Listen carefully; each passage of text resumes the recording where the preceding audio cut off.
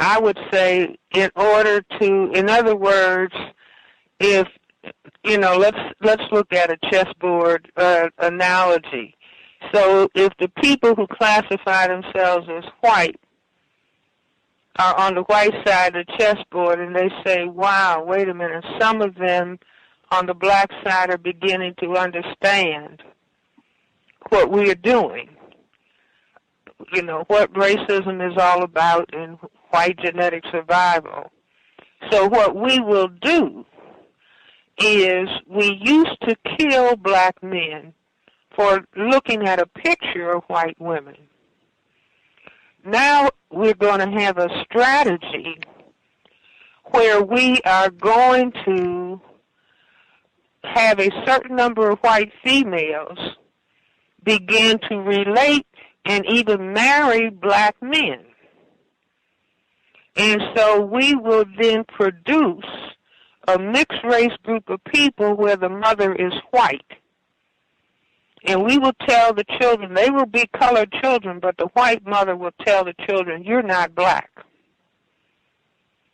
And so we will have a black person who looks black, but they will be ambivalent about black. And then we will give these people, mixed race people, certain advantages. So it won't look like we're racist, but it'll be a black face, but who will be loving and beholding to white people. In other words, the test, well, let me just give you an example in Europe, that when the Semites of the Jewish religion, they were in ghettos and they were emancipated in the middle of the 19th century.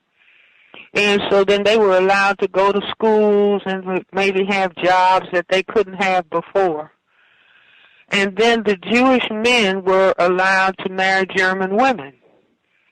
And it has been reported that at the point at which you had the highest incidence of Jewish men who were classified as non-white marrying German women was when Adolf Hitler came to power.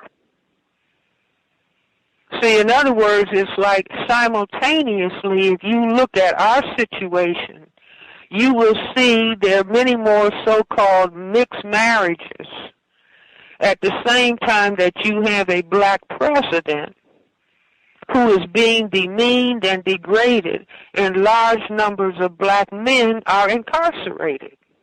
So it's not if you see a system as a whole, so in other words, we can have some mixed race marriages. That will make most black people think racism doesn't exist anymore. It's just like if we have a black president. We can talk to black people and tell them it's post-racial. And they want to believe that racism has disappeared, so we can just kind of throw a few things up and say, look, you can't say we're racist anymore. Look at that. But racism will still be conducted in other aspects of the system. But the black people will be saying, because they have been victimized, they want to believe it's gone. So we'll simply deceive them. It's just like giving black people loans. We will pretend that we're giving them loans, and then we'll, see that the mortgage is destroyed.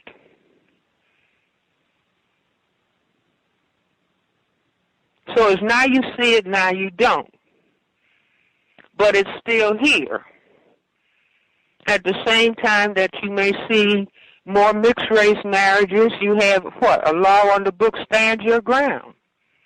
So and then everybody can carry a gun. So the only thing a white person has to say, I was afraid of that black person, so that's why I shot him.